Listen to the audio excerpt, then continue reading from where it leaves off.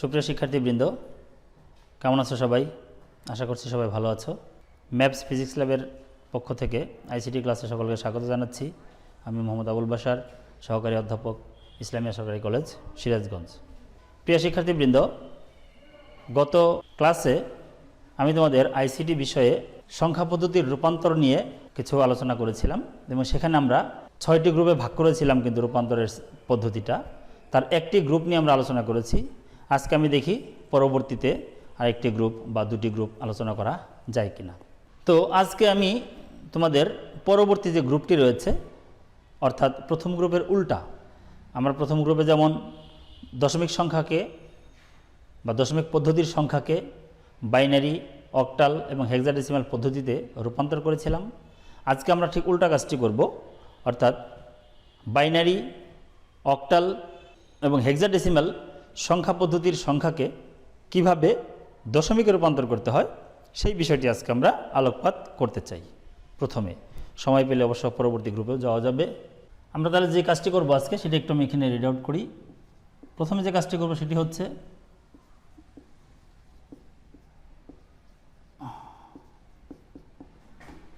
Binary থেকে দশমিক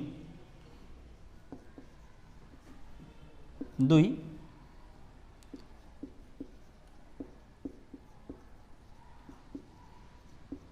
octal থেকে দশমিক এবং 3,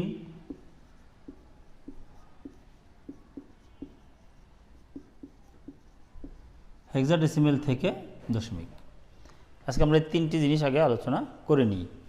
এবং যেহেতু তিনটি একটি গ্রুপে আছে, তার মানে এদের রূপান্তর প্রক্রিয়া অনেকটাই সেম। বাইনারি থেকে দশমিকটা আগে আমরা বুঝি, বাকি দুটো হয়তো এমনিতেই হয়ে যাবে। প্রথমে আমরা বাইনারি থেকে দশমিক সংখ্যা পদ্ধতিতে কিভাবে রূপান্তর করব সেই জিনিসটা একটু লক্ষ্য করি।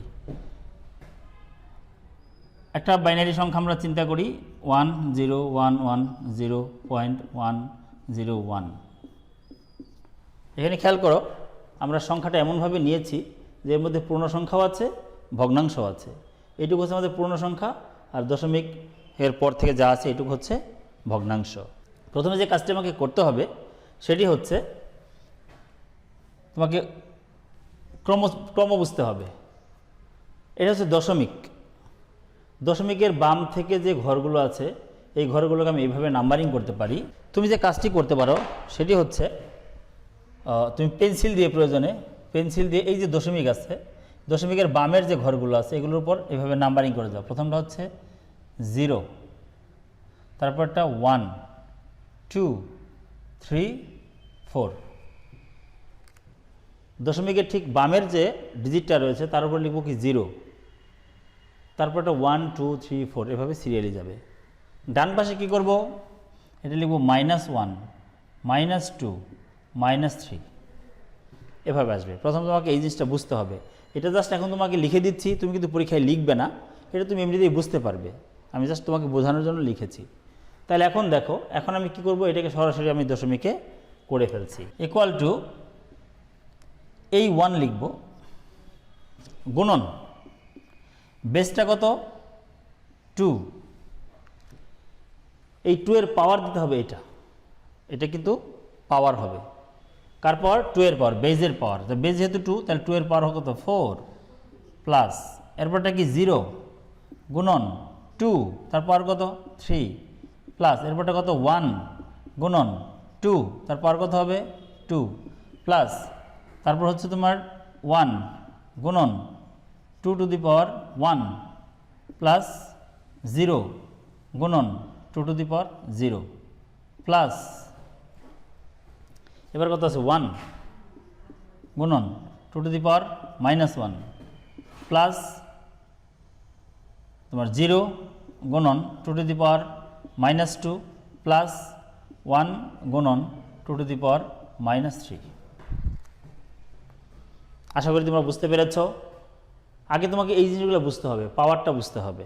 আমরা যে ক্রম দিয়েছি ক্রমটা কিন্তু পাওয়ার হয়ে যাচ্ছে। এখন তুমি তোমার নিজের সুবিধার জন্য বলে দিচ্ছি কিভাবে করবে। তুমি এখান থেকে শুরু করবে 0, 1, 2, 3, 4। প্রথমটা তুমি 4 নিলা, নেওয়ার পরে দেখো অটোমেটিক 1 করে কমে যাচ্ছে 4, 2 to the power 4, two to the power 3, two to the power 2, two to the power 1, two to the power 0। Then পরেরটা কিন্তু আবার একইভাবে কমে যাচ্ছে, 0 এর পর কত -1, তাহলে two to the power -1, two to the power -2, two to the power -3, just এক করে কমিয়ে দাও তাহলেই হয়ে যাবে। তাহলে এইভাবে আমরা সিরিয়ালি লিখে যাব। তাহলে তুমি প্রথমটা যদি ঠিক করতে পারো, প্রথমটার পাওয়ার কত হবে এটা ঠিক করতে পারলে জাস্ট পরেরগুলো কী করবো আমরা, জাস্ট এক করে কমিয়ে যাব, তাহলেই কিন্তু হয়ে যাবে। এবার দেখো এটা কত হচ্ছে, 1 দিয়ে যাকেই গুণ করি আমরা কী হয় সেটাই হয়। 1 দিয়ে আমরা টু টু দি পাওয়ার 4কে গুণ করছি, তাহলে টু টু দি পাওয়ার 4ই হবে। তাহলে টু টু দি পাওয়ার 4কে আবার যদি আমরা হিসেব করি কত আসে, টু টু দি পাওয়ার 4 মানে হচ্ছে 16, মানে টু টু দি পাওয়ার 4 মানে কি, টু টু দি পাওয়ার 4 মানে কি 2 গুণন 2 গুণন 2 গুণন 2, টু টু দি পাওয়ার 4 মানে কি চারটা 2 গুণ করতে হবে, 4টা 2 আমি গুণ করেছি, কাজে 2 দুগুণে 4, 4 দুগুণে 8, 8 দুগুণে 16, এটা হয়ে যাবে 16 প্লাস এটি কি আছে 0, যখন 0 থাকে তো 0 দিয়ে আমরা যাকেই গুণ করি কী হবে 0 হবে, তাহলে এটা লেখার প্রয়োজন নেই বা আমরা 0 লিখতে পারি। প্লাস পরেরটা কী হবে 1 দিয়ে গুণ করে এটাই হবে, টু টু দি পাওয়ার কত হচ্ছে 2, দ্যাট ইজ 4, প্লাস এরপরটা কী আছে 1, তাহলে টু টু দি পাওয়ার 1 তাহলে কত হবে 2, তাহলে 2ই হবে, প্লাস এটা কী আছে 0, তাহলে 0ই হয়ে যাবে, এটা যেহেতু 0 আর বাকিটা দেখার দরকার নেই। প্লাস এখানে আমরা আসি 1 টু টু দি পাওয়ার -1, এখন খেয়াল করো 1 গুণন টু টু দি পাওয়ার -1, তাহলে 1 দিয়ে গুণ করলে তো টু টু দি পাওয়ার -1ই থাকবে।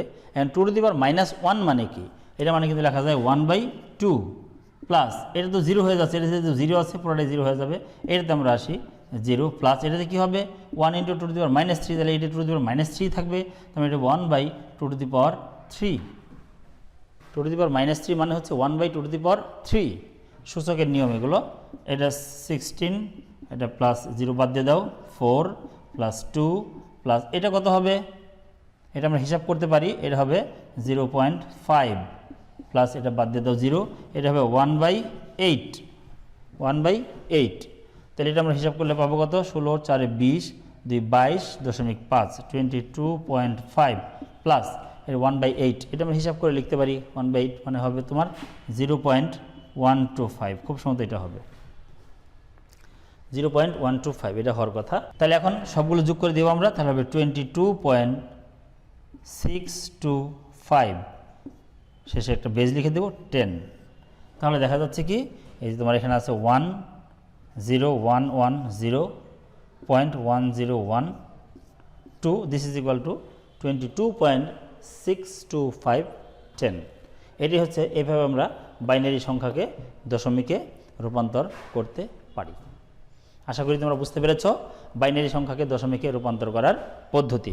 তোমাদের একটা কাজ দিয়ে দেই, এই কাজটা তোমরা একটু করে এই ভিডিওর কমেন্টে তোমরা আপলোড করে দিও জেপিজি করে, আমি সেটা পরে চেক করে তোমাদের জানিয়ে দিব। একটা কাজ তোমাদের দিয়ে দিলাম যে 10111.0112 এতকে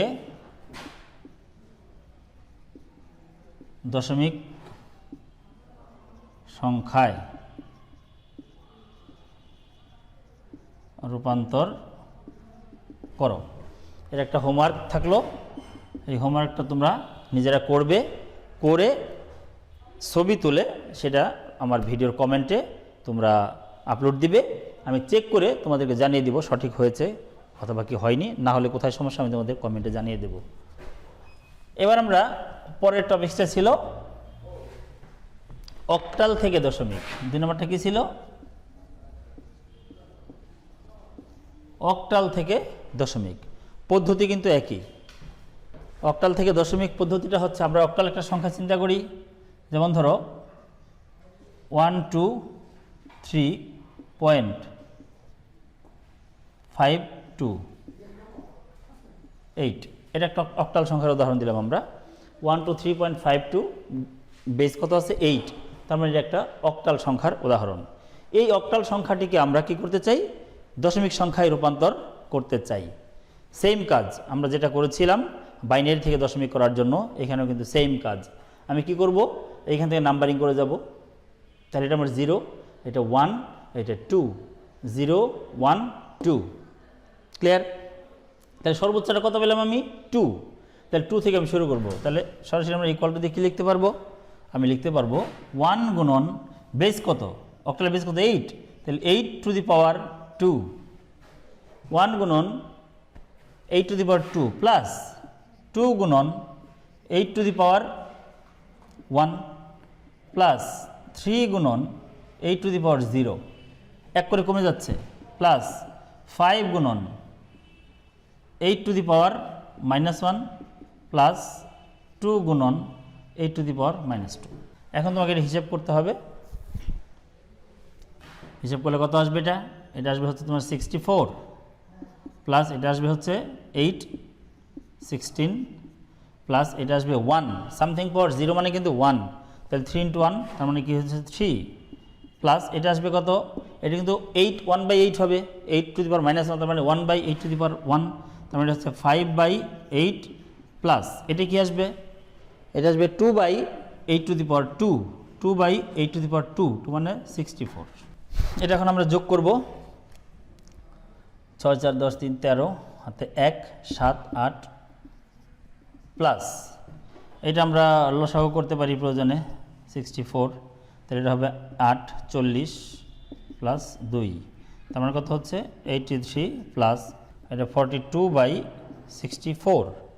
তার মানে আমি এটা লিখতে পারি, এটা পয়েন্ট করে দিতে হবে। এখন তোমাকে ভাগটা করতে হবে, এই ভাগটা তোমরা করে যে রেজাল্টটা পাবা সেটা লিখে দশমিক সামথিং এত মানে 83 পয়েন্ট সামথিং আসবে, তারপর এটা আমরা লিখে দেবো কত 10।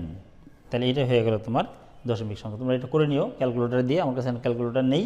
42কে 64 দিয়ে ভাগ করতে হবে, ভাগ করে যে মানটা হবে এখানে বসিয়ে দিবে, তাহলে 83 পয়েন্ট সামথিং এটা হবে। এটা হলো তোমার অক্টাল থেকে দশমিক সংখ্যা পদ্ধতিতে রূপান্তর করার পদ্ধতি। তো আশা করি তোমরা বিষয়টি বুঝতে পেরেছ। এখন পরে যেটা রয়েছে হেক্সাডেসিমাল থেকে দশমিক সংখ্যা পদ্ধতিতে রূপান্তর, তাহলে হেক্সাডেসিমাল থেকে দশমিক সংখ্যা পদ্ধতিতে রূপান্তর করা এটা একটু দেখাতে হবে, কারণ এটার মধ্যে একটু ঝামেলা আছে, ABCD আছে, তো এটা তোমরা একটু ঝামেলা করো, আমি একটু দেখিয়ে দেবো এটা। এখন আমরা করব কি হেক্সাডেসিমাল থেকে।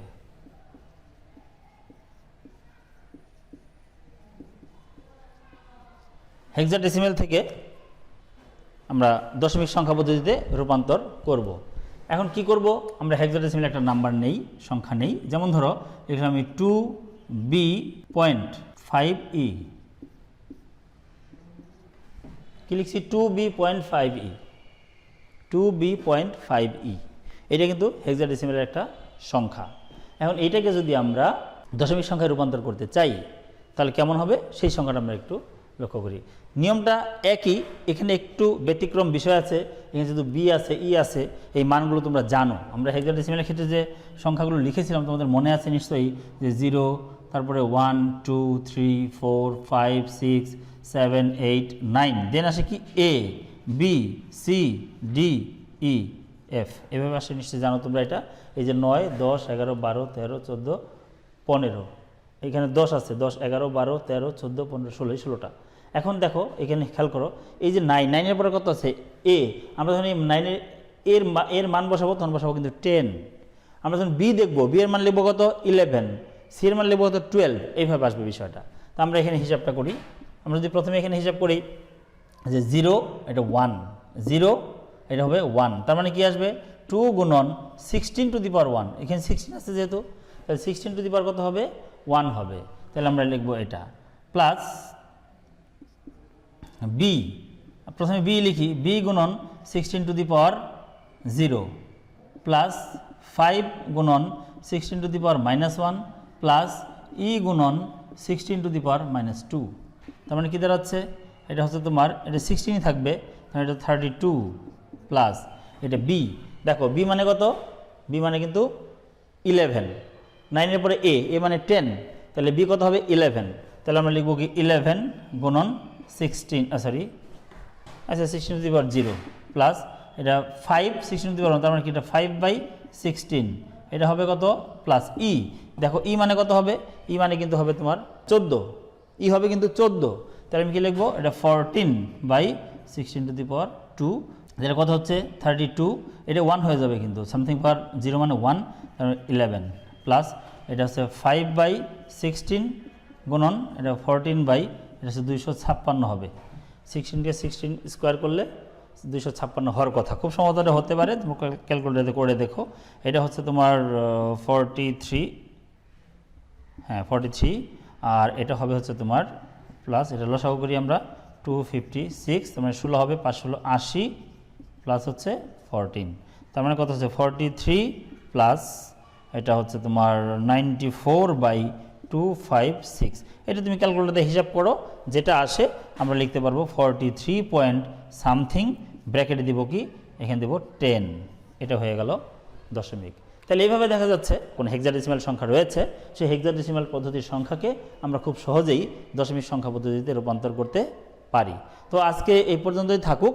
আমরা আজকে যেহেতু আরেকটা গ্রুপ নিয়ে আলোচনা করেছি আমি আগেই, আজকে আরেকটা গ্রুপ নিয়ে আলোচনা করলাম। এরপর দিন আমি বাকি যে গ্রুপগুলো আছে সেগুলো ছোটো ছোটো, আমি ওই গ্রুপগুলো একসাথে আলোচনা করব। তো সবাই ভালো থাকো, সুস্থ থাকো, এই কামনায় শেষ করছি। ধন্যবাদ সকলকে।